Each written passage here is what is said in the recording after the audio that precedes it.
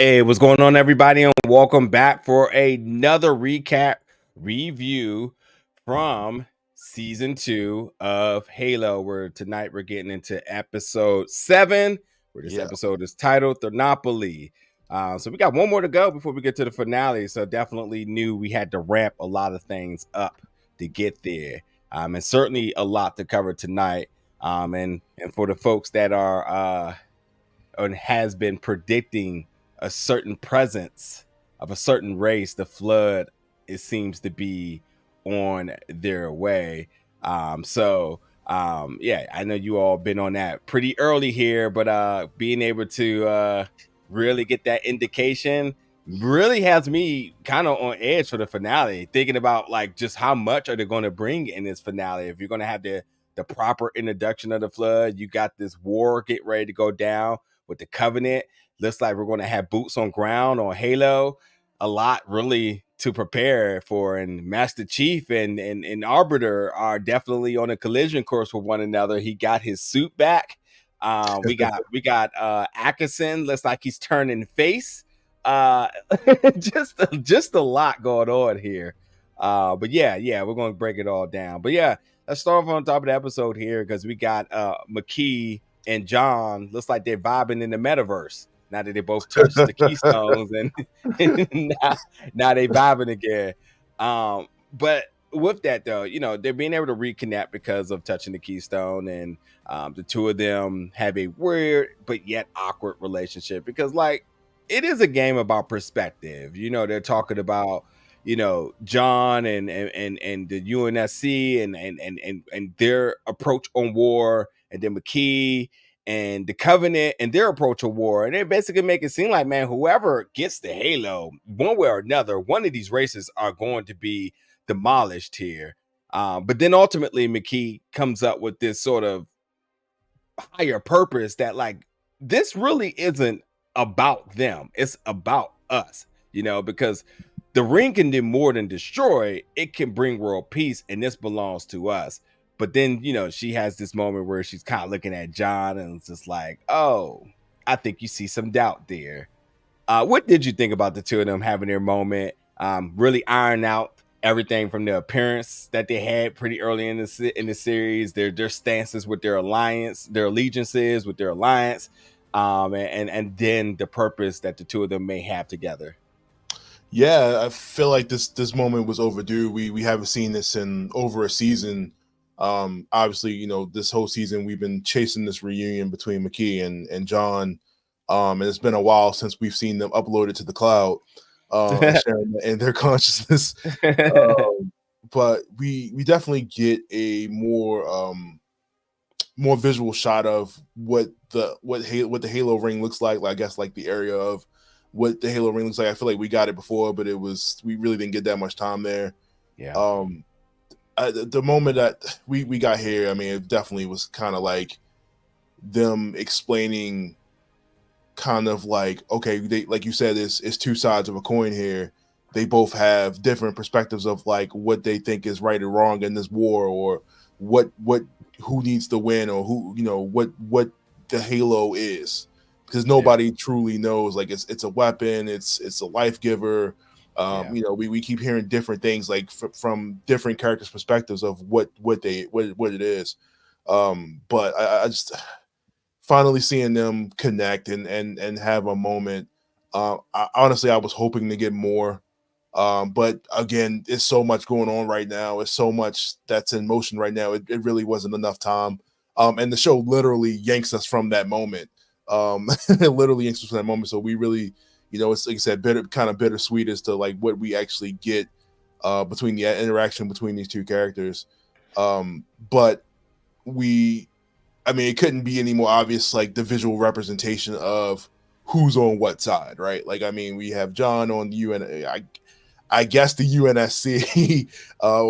If he's still, he's on the side of the people, right, and still confused as to what McKee's role is, because it's like she's still having like an identity crisis as to what she is, who she is, if she is with the Covenant or whatever. So it's like I said, we have her representing the Covenant, and we see where she stands and all this, because she doesn't want the Covenant to die nor humanity at the same time.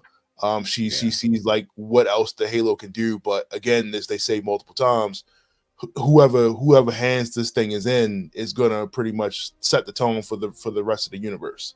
So, like I said, this little conversation was so much in less than 5 minutes, that, you know, like I said, they literally rip you out of it and say, okay, it's go time. But like I said, I really appreciate, after a season, almost basically two whole seasons of getting them to reunite again, finally, you know, after like 8 hours. But yeah. Yeah, I Pretty mean, I don't know.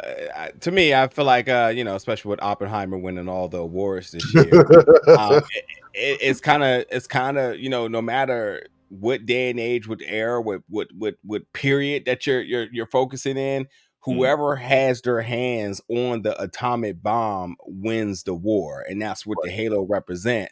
But I mean, for what it's worth, and I thought it was really interesting. They even said this at the Oscars too. Like, we're basically living in Oppenheimer's world, because that's sort of been the creation of the, you know, the first atomic bomb. And this has been something that throughout history is always about who has the most powerful weapon. Right. But I think in perspective to that, it's like the Halo and the military side of things. Everybody realized we have this, we win. But it's interesting that McKee proposes this other plan of action, like, but we have it, we create. And I think there's a little bit of her that's kind of sleazy, in the sense of, like, you know, she's trying to do what she can to protect herself, because obviously the Covenant are on to her as she's being proclaimed as the blessed one, but has she delivered? You know, but Arbiter, and even with their bond that they created this episode here, has seemed to be the only one faithful and loyal to her, and her to him. But I think it is interesting to kind of really still be very curious about where her true intentions are, because, you know, she seems to be on to John and know that they need each other, especially to activate everything. Right. But also it's like, but at any given point, do they put their foot on the ring? What happens? Does her motivation change? What's next for her once she achieves that? You know, so I think what's good about this is that they're still leaving a lot of curiosity about where her true intentions are. You know, what's up with her and John? You know, is that going to become a thing? We ultimately got the war, the battle between you know, Master Chief and Arbiter on the way. How does that affect McKee? You know, who does she side with? Will she play a part in that? And then let's not forget too that Master Chief will be equipped with Cortana. So I know where I'm putting my money Hopefully. at on that one. It's without a doubt. I mean, she's very much still intertwined with him, and I think, you know, when they get the full sync, what's that going to mean? But yeah, it's going to be interesting to see, and we'll definitely be talking about that a lot more next week. But speaking of Arbiter now, because after the break, the break of the link here, Arbiter is still wrecking everybody. And with this, McKee gets a chance to grab Cortana. And she's being chased by the priest. And he already knew it. This was so damn predictable. We already knew what was going to happen here. But I didn't know Cortana was going to come in with a little distraction and ultimately opening up space for McKee to kill the priest. As McKee, with the most corniest punchline of the entire episode of the priest asking, "Where's the blessed one?" She comes behind them and says, "I bless you," which is Um, like, okay, yeah, they could have did something better there. I swear to you, she bladed him in the shoulder. I looked at when looked at it again. I'm like, that was no. It was like right here, upper shoulder. I'm like, he died from that. Like, I'm like, okay, whatever. That could have just been a mistake on their part as far as just where they had it, but whatever. Yeah, I mean, and also I don't know. I'm cool with being a conspiracy theorist here and thinking he may still be alive, Of course, and ended up running this up the chain in terms of I thought letting he died everybody the first know. time when Arbiter took that big swing at everybody. I thought he got caught. True, I'm true like, that. wait, is this the same guy or is this a Yeah, different yeah, priest? yeah. I 1,000% agree with you there. But yeah, Cortana asking about, did you find it? The map, and show me, and they can see the map, and yeah, all roads is heading towards the ring. But after the title screen here, we got Atkinson and Admiral Paranowski. And I mean, this is, if last week wasn't an indication, this is definitely the biggest indication about the hierarchy that number one, Peronowski is definitely calling all the shots, and Atkinson is just the stooge, even to the point now that he is despising the admiral's decisions and trying to save face because he knows that there's going to be a lot of repercussions. Because Atkinson basically assumes Halsey's position not as the scientist, but as like the head person of the Spartan program per se. And with that, he makes it very clear that that's like his pride and joy. Like, he cares about them, which is still a very subjective, I guess, stats that he has, because he's like, do you really? But whatever. But anywho, they did talk about with Master Chief reappearing and him being alive, like, what is that going to cause in terms of a PR aspect, But anyway, she doesn't even care about that. She said, listen, I need you to get the Spartan 3s ready because war is coming. A lot of it. They see the Covenant crew, and they're talking about an energy source in the middle of it, and they can't really detect what it is, but they're saying all types of different things, like black holes and so on. So, like, nonetheless, I think the biggest thing to take from this is that, and it's very much laid out later on in the episodes, that Peronowski does not care. She's going to sacrifice everybody to ensure she can get that spike deployed. And as we thought, that would be the demise of the Covenant crew. It looks like it could be much more detrimental, but we'll get there in like 1 second. But yeah, we got John. He's just exploring through after being disconnected from the Keystone here, and this Briggs lady, just one of the most annoying characters on this show. I know y'all don't like Quan Ha, but y'all can't even tell me it even compares here between the two. Briggs is just, it doesn't even make sense. She's This loyal the soldier. fact of, like, listen, man, you're taking orders. Master Chief is alive. Did you question one bit about the misinformation you were provided? I'm just saying here, like, and you're so loyal to the mission and got the troops pointing their guns at him, but you won't even pull the trigger yourself. So you're trying to get them to do your dirty work for the doubts that you have, right? But the troops won't do it. They lower their weapons. They tell her to do it themselves. And Kai comes behind because she's back and swats Briggs down. And John says he didn't ask for help. Yeah, we'll recap a little bit of that in a second. Let's get through some more stuff. So we got the ladies here. I'm just gonna call them the trio between Miranda, Halsey, and Quan Ha, and they're down in this cave and they're talking about, whoever built this place built the Halo. There's some clues as things are to come here, right? And Halsey is, I gotta be honest, man. In this genre of television, Halsey is becoming one of my favorite characters, not because I like the character, but because of just how consistent the character is. Right. She's always been very obsessed with her research, and she prioritizes that over anything. Her own emotions, her situation awareness. I mean, it's all about the greater good of her research. True scientist, mad scientist, shall we say, because she's asking Miranda, her daughter she just haven't seen in a while. So wait a minute, what about those mistakes about my work here? Miranda is basically with a chip on her shoulder, and I feel her. She should be a little, she should be that way towards her mother, and because of just how she treated her. But she's like, listen, man, whatever, all that stuff you've been doing, I've been reading your diaries, your notes, whatever it may be. It took you X amount of months. She's obviously doing it like much more faster. But to be fair, she has her notes to also kind of guide her through some of the stuff. But like, it's a flex where she's like, you took this long, I did it in no time. You know what I mean? But there's that.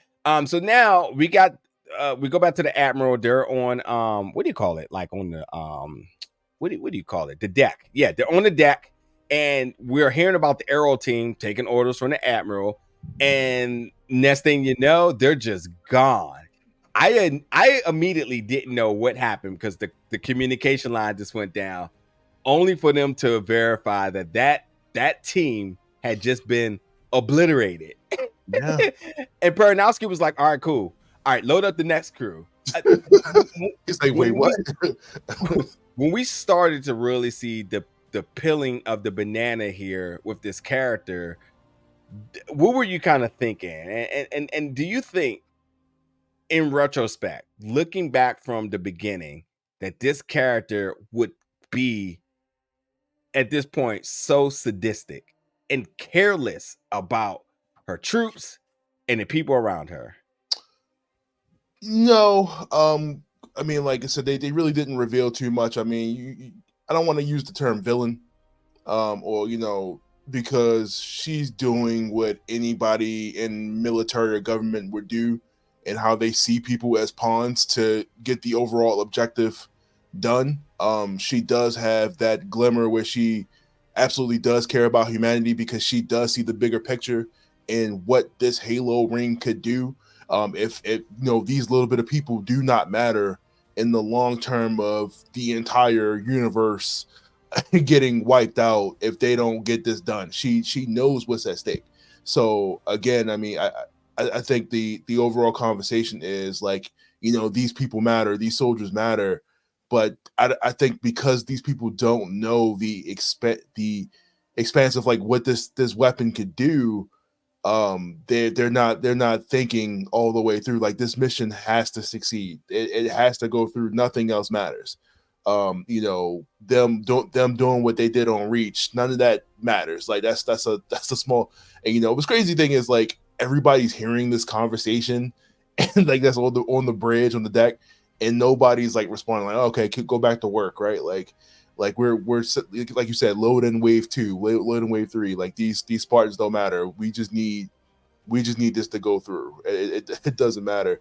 Yeah. Especially, it's easy to say that too when you're as John says 1,000 times. It's easy to do when you're not the one behind the gun. You're not the one behind the trigger. You're not the one that's making the call out in the field.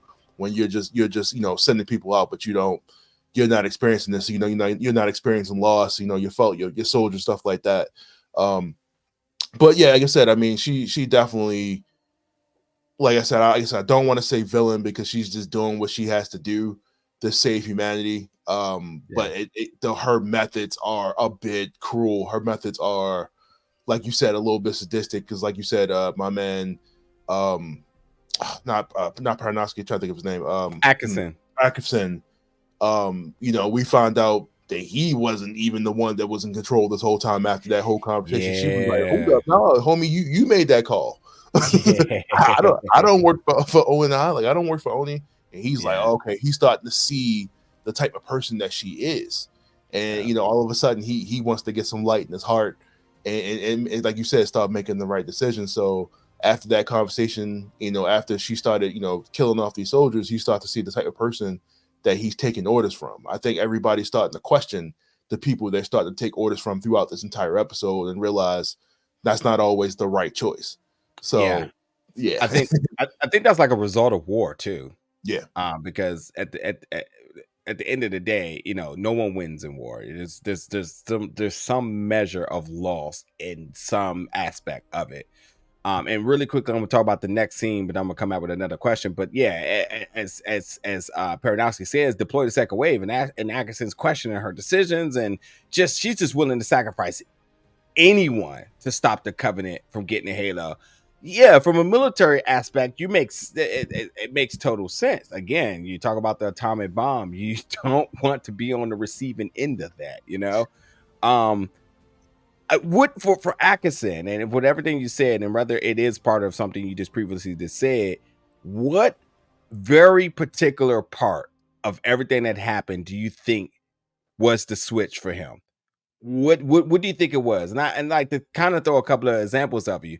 Do you think that it was John returning alive and what that would do to his image? Do you think that it's because Spartan crews were being wiped? Do you think because he doesn't think they can win this war, or do you think because he realizes he's really not in power? But at what point do you think that ultimately became the switch for him, and where he realized, like, I'm not sure if I align with whatever her mission is going to be?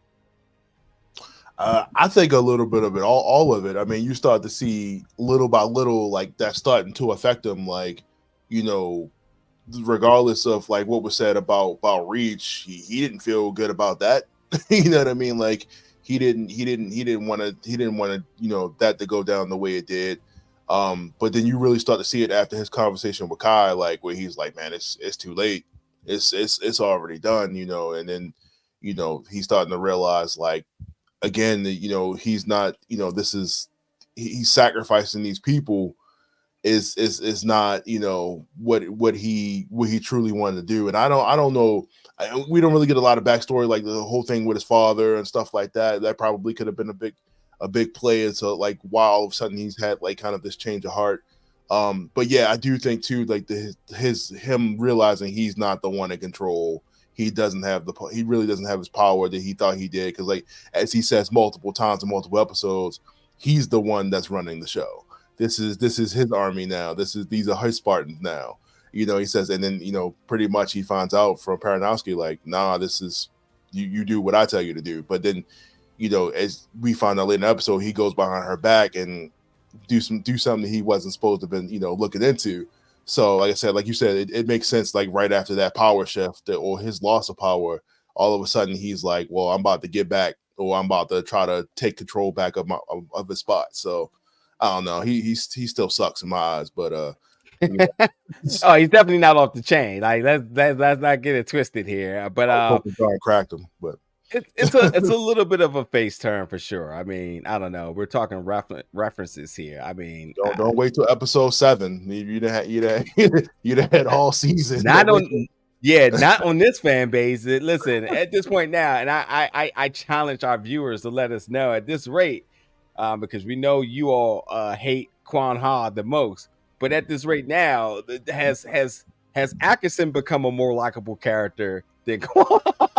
Which is like a wild thing to say, but y'all got hate for Quan Ha. And She hasn't listen, even done anything like that for they don't. results. They don't want her on the show at all. She can't say nothing, can't do nothing, can't look at anything, She's can't been have like no the major most plot developments, player. like nothing. She's But been the key player 2 seasons, so I don't know what the hate's about. But yeah, go ahead. Soren and Lier are there, and obviously the search for Kessler This B story. continues there. But Soren reflects back to when he was a kid being brought to that place, and this is obviously a huge milestone in the Spartan development training camp, shall we say. And what was really cool is to kind of hear him reflect back to his time, and he was talking about with Vanek and with Kai and John and who am I forgetting? Riz, there we go. And the 5 of them and how they fought together, they stood together, they lost together, and everything. So, like, understanding that camaraderie amongst them was definitely dope to kind of hear that put into perspective there. Like, he was truly a Spartan, regardless that he ran for the program that Liera loves to throw in his face. I mean, I get it that she's so passionate about finding her son, but I mean, it comes at the cost of putting Soren in his place. And I think, if they operate that way, then so be it. But I mean, it paid his results later. But I definitely was like, hey, y'all need to kind of be aligned here because you got to get your son. But by all of that, Soren wanted to take the route to let Kessler to do nothing at this point because he wanted to see what Kessler's decision was going to be. What type of person would he be coming out of this? Would he choose to be a Spartan or would he choose to run? Which I think is, I don't know. I guess we'll stop there. What did you think about Soren's sort of approach to Kessler's rescue here? Lier wants to say, let's go get him now. He's kind of like, let's do nothing and let this play out. What did you think? And what did you think was like the right decision? Well, I mean, like you said, I mean, he's going through so much right now. He's, being back in this space of, where everybody is reborn.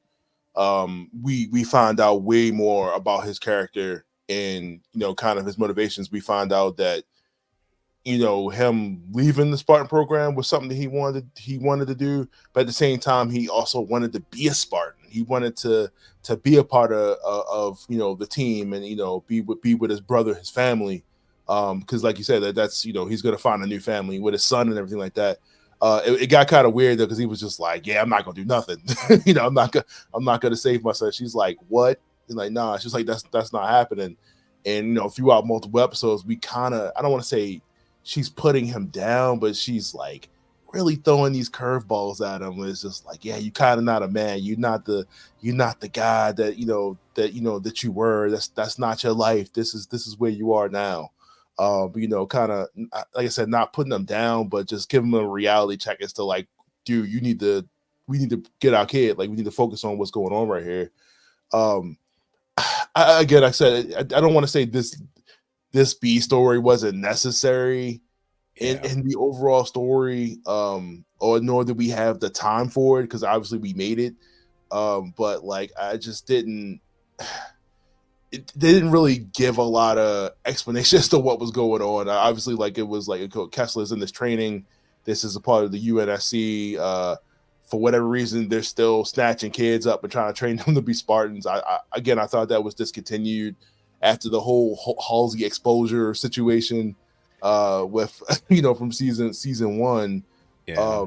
But you also get to see again this level of what Liara, like, what type of mother she is to her son. She is basically went across all of space to find this kid, and she's willing to do whatever it takes, whether that's to go through her husband to make sure get her son by any means necessary. She doesn't want to lose her family, and that's why she keeps trying to get him on board to make sure that he's willing to do what he needs to do to get their son back. And you clearly see that within like the next scene where he just goes off on whoever these dudes are in the pitch black.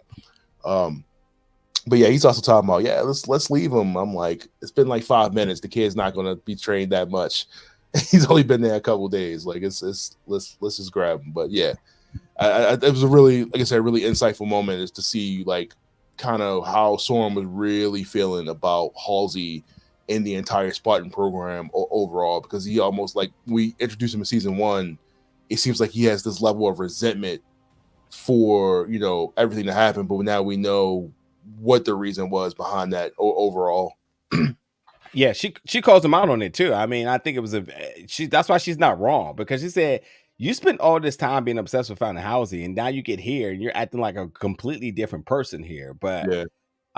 I'm not mad at the storytelling here, but I definitely want just a little more substance to it and content to it. So I'll be patient, and we'll see if there's a payoff next episode, or if they just ultimately look towards next season to really address that. I'm just happy that we're having Bokeem around, because the way how they were just killing so many people off, it wasn't looking kind of good for a minute. So we'll see. But back to the Spartan 3 group. We got Perez. Looks like she stepped up in her leadership role as she's prepping up her fellow soldiers there. But ultimately, too, even with all that confidence she's trying to pour in, she also looked a little unsure of herself. And I doubted it at this point, even when writing in my notes.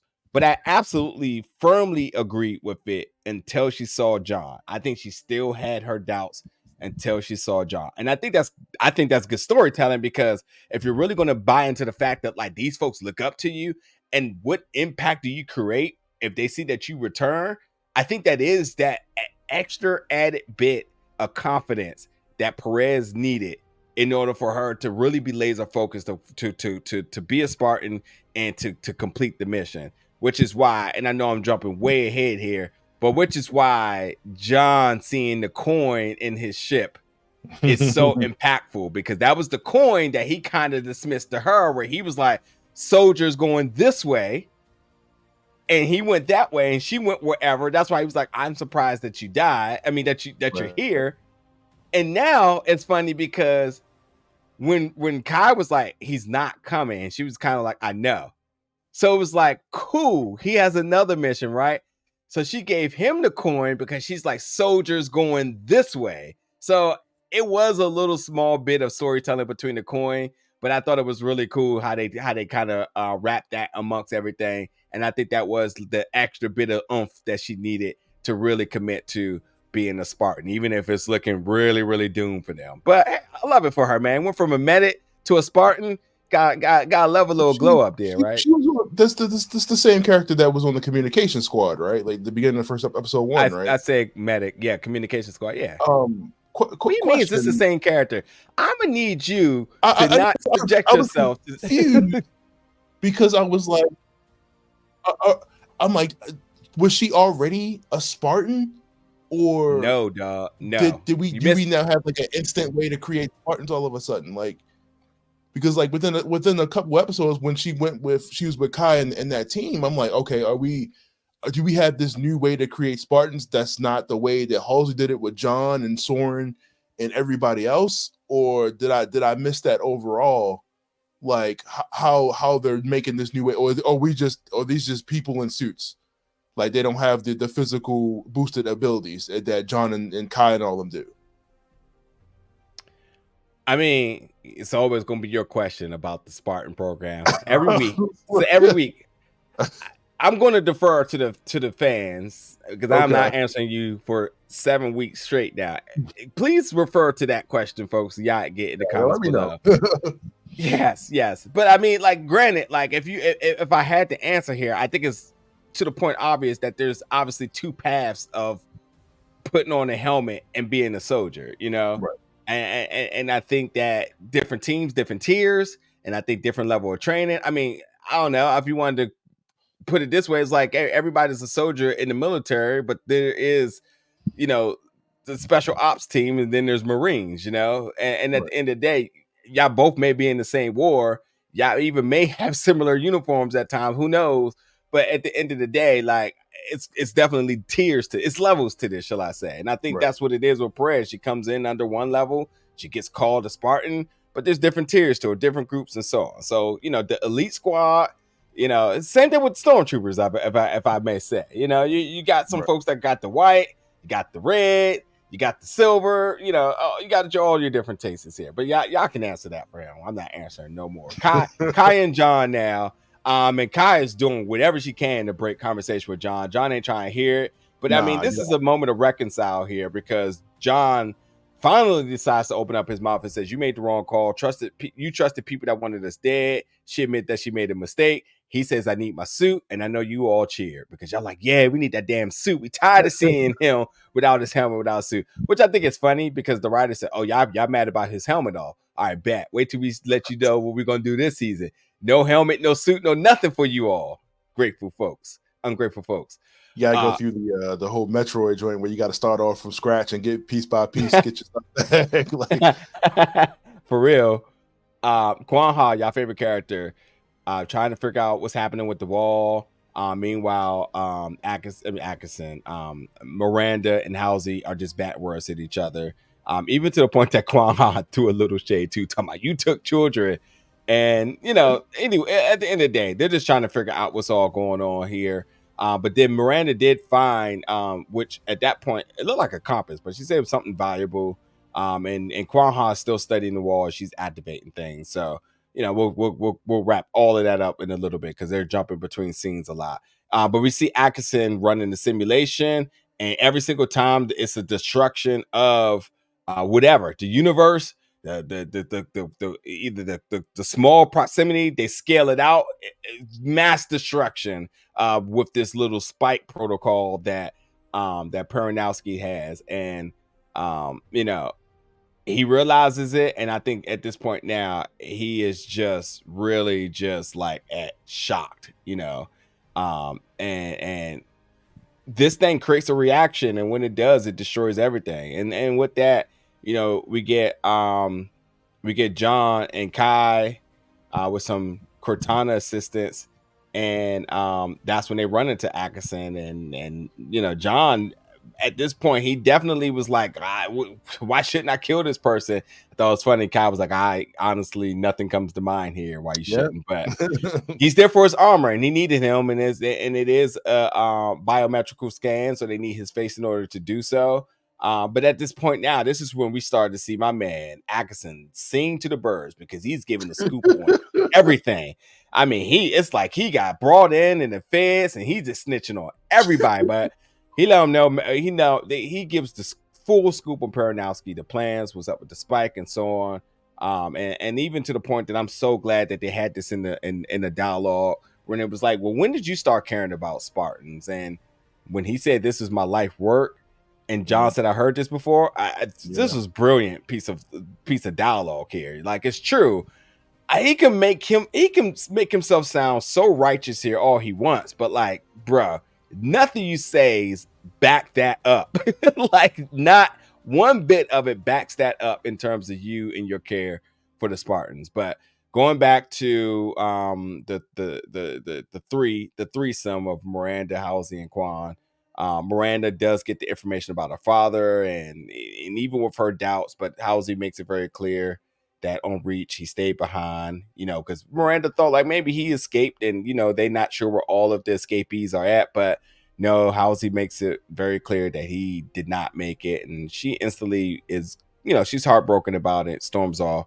Meanwhile, Quan Ha is back there activating some things, and it looks like we got a full map of stars. And Miranda, much like her mother, wiped those tears pretty quick, because it's like, wait, what's this? You know what I mean? So it was interesting sort of how that came about, but like mother, like daughter. Going back to Kai, John, and Atkinson, they are there with the suits, and one suit is missing.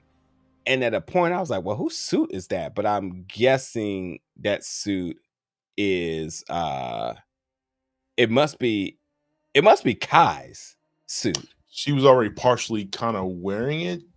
True. That's right.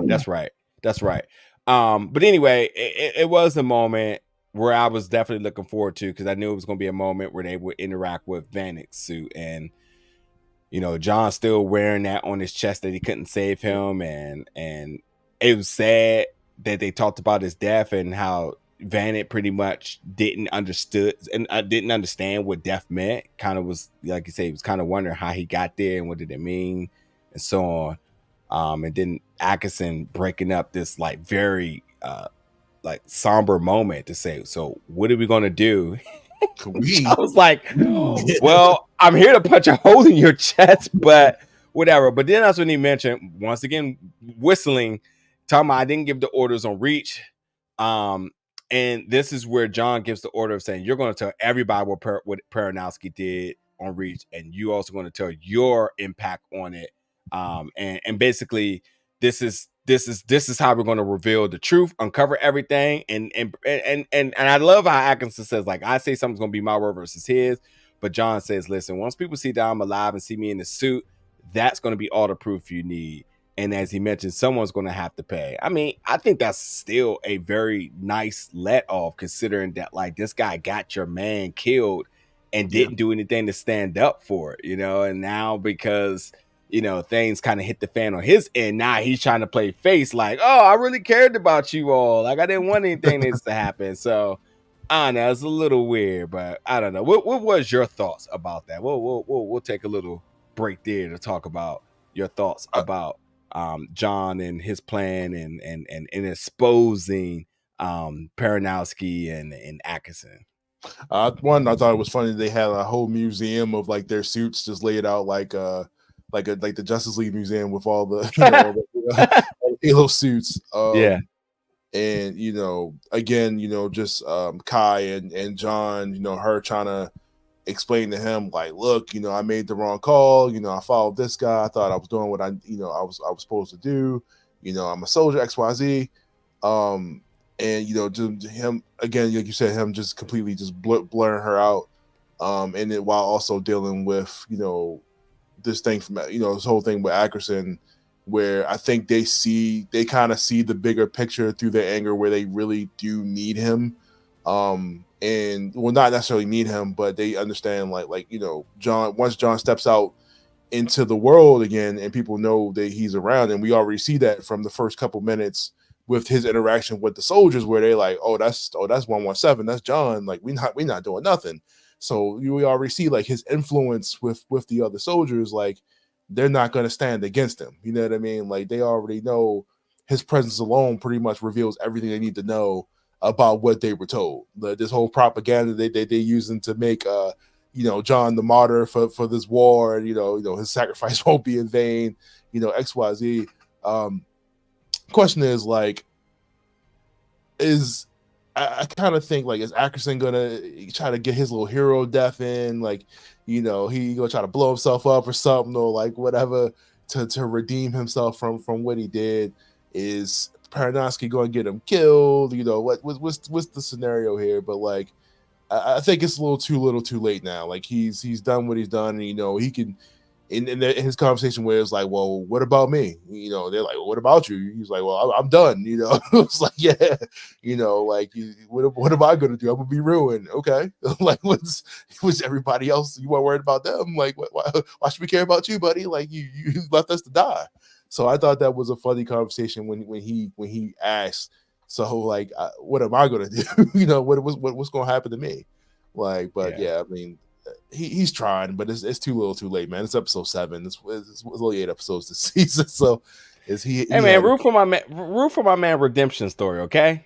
There's nothing wrong with that, man. That's a little change of pace there, okay? From all he was doing with Halsey, to all the conversations he had with John, making him look like he was crazy, to the stuff he was doing with Commander Keys, where he left him. You know, that whole conversation was like, hey, you can come with me, or you can stay and die. You know, so no, it's too little, too late, man. It's he had his chance. He followed again. People following the wrong leaders.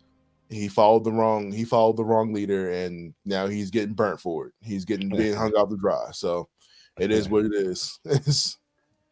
All right, let's get through the rest of this episode here. So back with the ladies again. Everybody's pointing out different things on this map, the different constellations, and they're just trying to make sense of this and whatnot. But Quan, just while the Miranda and Halsey are kind of bickering at one another still, trying to figure it out, trying to be the smartest people in the room, Quan's kind of staying there pretty silent, and because not once has anybody ever asked her anything, which I thought was funny. But that's when she makes the revelation that, like, this isn't a map, it's a clock. And she's revealing things, and now they're kind of watching her like, okay, what's happening here? And they're asking, you know, how are you making this going and whatnot? He said, I seen it in a dream. So she figures it out. The door's open. Halsey, which I thought was hilarious, runs first as if like she did this. But anyway, she's to a point leading the pack, talk about, are you coming or not, as they cross the bridge. So Kai and Chief, this is basically where they're just discussing what's going to happen here. Kai's going with the Spartans. Chief has to go to the Halo. They have both very important missions. They will not be reuniting to be on the battlefront just yet. So Halsey there takes a little compass thing, opens up the final door. Inside of it, they find a lab, a scientist that's dead on the ground. There was something in their hand, but once that happens, they notices that there is some shaking going on here. The door is closing. The little I forget what you call it, those little test tubes. They're cracking. Halsey looks at Miranda like, grab that. We don't instantly see if she did or not. But Quan Ha says, we got to go. Time is ticking. Halsey, much like I said earlier, be in her own world and so focused on the research here that she doesn't realize that, wait, the bridge is slowly disappearing. There needs to be a level of urgency, and she's just in a trance. And this is because she's definitely fascinated that she is in a world. She's in the city. There is technology, possibility, opportunity here. But it wasn't until that Miranda called her mom that she started to put a little pep in her step and get across that bridge. But yeah, Halsey just never no urgency because she's so focused on discovering something like a true mad scientist. But if with that being said, Quan Ha realizes that something is happening, and she says, we can't be here. Something is happening. And well, before I talk about that, Miranda goes on and says and reveals that she had did take what the scientist was holding. All right, sir. This is the big moment. Everybody's been predicting. What was your thoughts? When did you know? Talk to me about it. Yeah, I think I texted you like as soon as we saw it, and it was like, yeah, they pretty much reveal like on the map, you know, what was going on, like pretty much almost like stars were being like, you know, taken out or whatever like was going on, and I was like, oh, okay, like I guess we're definitely getting the flood this season, for sure. And if you guys have played the game, obviously you know what the flood is. But I didn't think we were gonna get it in this show in particular because this has been going a completely different path than I've been able to predict. Like this show is definitely doing things that I like I said, I wasn't expecting it to do. Obviously, deviating from the video games and the story that I'm familiar with. But I just thought it was. I mean, we didn't actually get to see it on screen, but we pretty much know what we have coming in this next episode, and it has me worried that we don't have enough time. And like I said, being on episode 7. Okay, I mean, obviously, because you're just dancing around the bush here. But listen, we're talking about the flood, and you saying it's not enough time. I'm cool with that because we know there's another season coming. So, like Ah, a small introduction for something bigger to come. So, yeah, you gotta lay down the seeds at some point if you're going to right. push what's going to be, the basically what's going to be the arc of season 3. So, not mad at it at all. Not mad at it at all. And there's definitely a little bit of extra to talk about there, but. We get Arbiter and McKee. Arbiter says everybody's dead. McKee talk about how Arbiter stood for her and you stood for me. And Which is good. yeah, and this is where we see her basically brand herself, and now they bond to one another. And yeah, there's We're that. bonded. We're bonded to the ring. Like, oh, okay. Yeah, we're bond to ring. Forgot about that. Yeah, and they're on their way. They're on their way to it. So Soren is overlooking the kids down there, the recruits, and they're doing their thing. Liera is down there yelling for Kessler, and when it looks like they're getting ready to be attacked, only to find out that Soren is down there and he is actually going against his own word, where it seemed like he was kind of was going to kind of be off hands with it and kind of let it kind of play out. We see him down there protecting his son, only for Kessler to retreat back to his mom. Then they both get kidnapped, but he did not look kind of pleased with his dad there, which kind of plays to Soren identifying this pretty early in terms of what the result of this was going to be.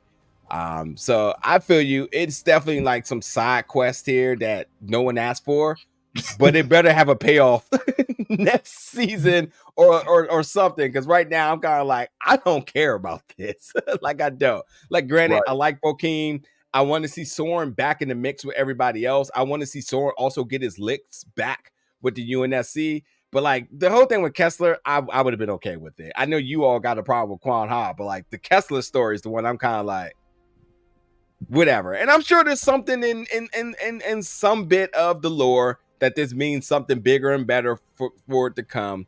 But I mean, let's call it what it is. This is episode 7. They got a significant time in this that I probably would have allocated that time to something else. I don't know. Yeah. That's just my thoughts. Yeah. So you got something else to add to that? Yeah, like I said, what you were saying about Soren, I mean, from the beginning of this season, we've seen like how his son really had like this thing for like the Spartans and like, went with his father, this whole thing with his father. So I think when he made that comment about him, like, this is where his son needs to be, this is XYZ, I think that's kind of what what we were seeing early on about him kind of wanting to steer his son towards living, I guess, almost living the life that he wanted to live as a Spartan. But kind of getting that. But clearly his mom wasn't having that, so it didn't happen. It didn't happen. He kind of came to a senses and beat everybody up. So, but yeah. So Spartan 3 group get ready, getting their orders. John C. and Perez. This is change of how you alive. Asking you coming with us. Says he has a different mission. And even her also saying what Kai had said. You know what it would mean if they saw you. You know what it would mean to me if they saw you. But he says, I'll be. You'll be. No, she says I'll be all right one way or another. So the little moment that we knew they had to have, which ultimately moves to the point I talked about a little bit later, but talked about earlier, which happens in just a second. So Miranda and Halsey, and they are talking about the device, how to get it to work. Miranda talked about her time being in the cave and how, like, well, first off, talking about being in the cave, looking through her stuff, and it kind of made her reflect to how her mom used to be. And she agreed that she wants to meet the people in that city and so on. And one way or another, they said they're going to make it happen. And Miranda and Halsey kind of has this proud moment of like saying, like, I know you will. But when Halsey said that, but Miranda opens this, Halsey's gone. I'm going to stop here in 1 second. But I think for me, I'll stop here. Like, I think to me, this was Halsey It's definitely not a passing of the torch, but it's That's definitely what I a was gonna say. proud mom moment of her Mhm. just realizing her daughter is like herself, dedicated to the cause, and you know that she may be potentially smarter or better than you. And I think that this was her taking a step back to not take the attention and shine off of her. So I think that in one way, the other part of me is like, all right, so what the hell? How's he about to go do? Because he ain't to step away from not that device not opening and not Right. being a part of that, unless she already got a plan in motion and she's about to put it into action right now. But what did you think of her absence once Miranda kind of looked up and was like, "Mom, like, hello, where are Yeah, you?" I was thinking the same thing. Like, okay, like clearly for her to let her daughter take over that big discovery that she could not keep her mind off of definitely was a big step for her. For her to prioritize something else over something as big as that, it says a lot about that character and the growth from where she is. I mean, like, she spent majority of her life in that cave trying to Yeah, figure it out, and Quan Ha figures it out in like 2 seconds.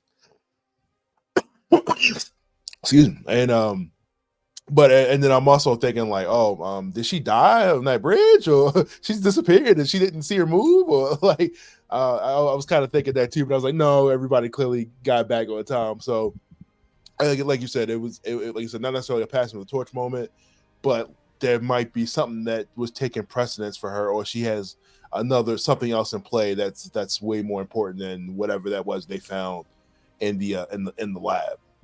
But definitely trying to figure out. Nobody questioned how Quan Ha had these magic powers that figure something out they were working on for months. But okay.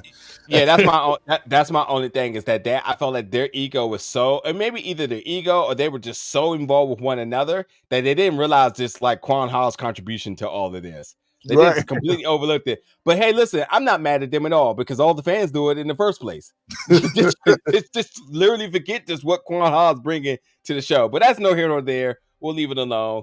John walking through, seeing all the propaganda, and he walks among the people, and their energies and morale instantly is lifted. Last but not least, we have Paranowski, and listen, Paranowski looks at Atkinson and is like, "So we're just gonna pretend like you didn't run that simulation on the spike authorized." He was kind of like, Huh? but she plays the word games like I need to know what my people thinking at all times. But anyway, this is where he asks us about Spartan 3, and he's like, "Listen, you can't do this to them."